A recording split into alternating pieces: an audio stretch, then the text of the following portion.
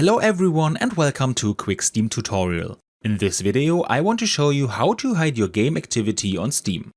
And this is pretty simple. To do this I open Steam and click on my profile name. Now I go to Edit my profile and switch to the Privacy Settings tab. Here I can specify what data can be seen by other people. At Game Details I change from Public or Friends Only to Private. This way friends can't see when I play a game and what the title of the game is.